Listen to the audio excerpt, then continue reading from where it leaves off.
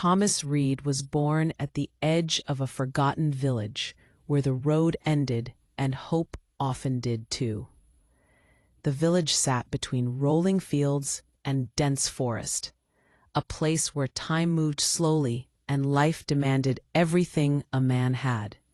Houses were built of stone and timber, warmed by fire and faith, and survival was a daily test of will.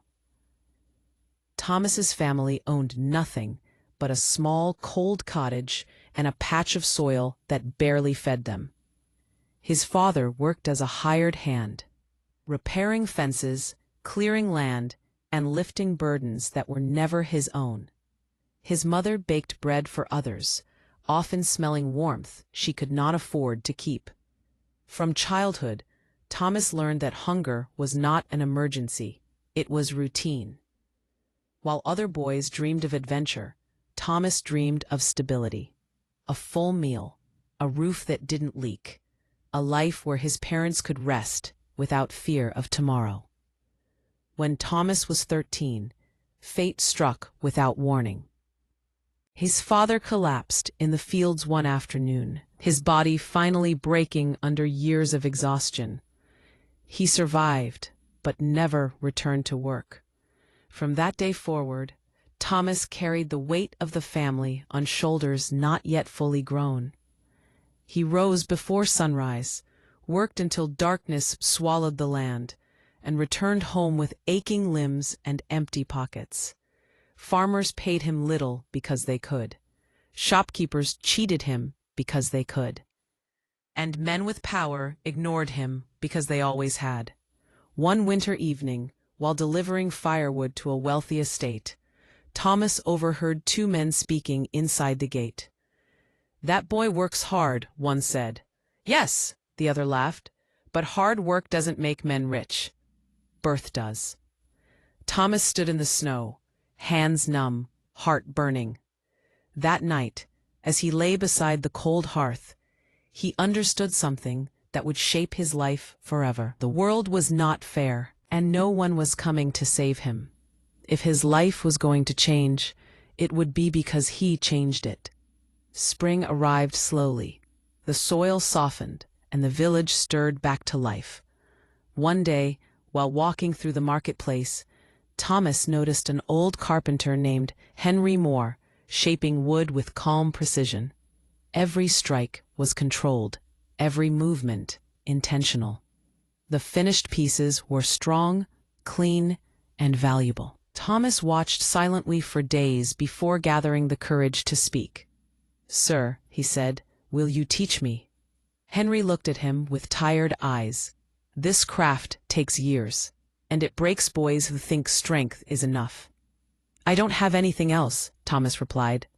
The carpenter studied him, then handed him a broom. "Come tomorrow. You'll clean before you learn."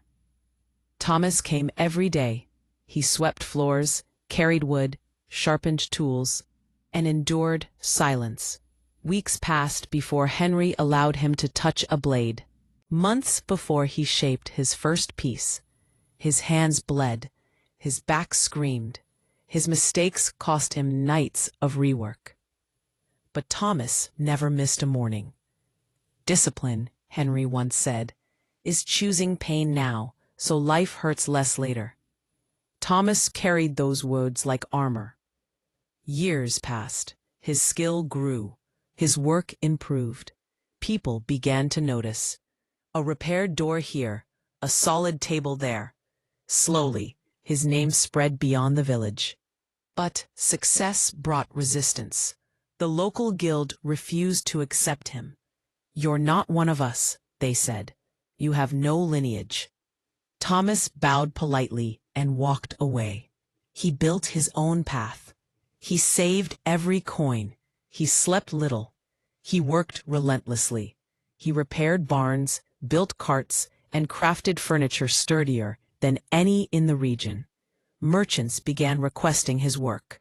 Travelers spoke his name. At 27, Thomas bought land.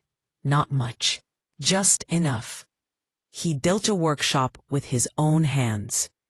The day he finished the roof, he stood inside, breathing in the scent of fresh wood, and allowed himself one quiet smile. It was the first thing in his life that was truly his. He hired boys like he once was, poor, overlooked, hungry for opportunity. He taught them patience before profit, discipline before comfort.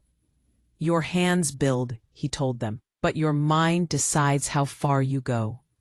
Winter came again, a harsh one. Crops failed. Businesses collapsed. Many craftsmen shut their doors.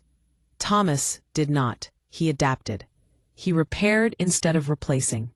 He traded instead of demanded payment. He kept his men working when others sent theirs home. When spring returned, Thomas Reed stood stronger than ever. One evening, a carriage arrived at his workshop. A nobleman stepped out, examining Thomas's work closely. "I need a builder I can trust," the man said. "Someone who does not cut corners." Thomas met his eyes. "Then you found him." That contract changed everything. Years later, Thomas owned multiple workshops, employed dozens of craftsmen, and supplied towns far beyond his birthplace. His parents lived in warmth and peace. His village flourished because of the work he brought.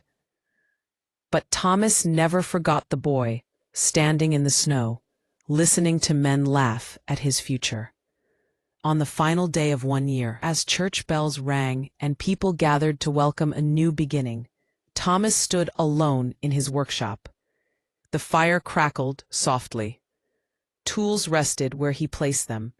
Everything around him was built, not given.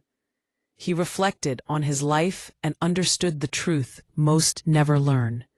Pain is not the enemy. Comfort is. Growth comes from pressure. Purpose comes from struggle. And success belongs to those who refuse to quit when the world tells them to stay small.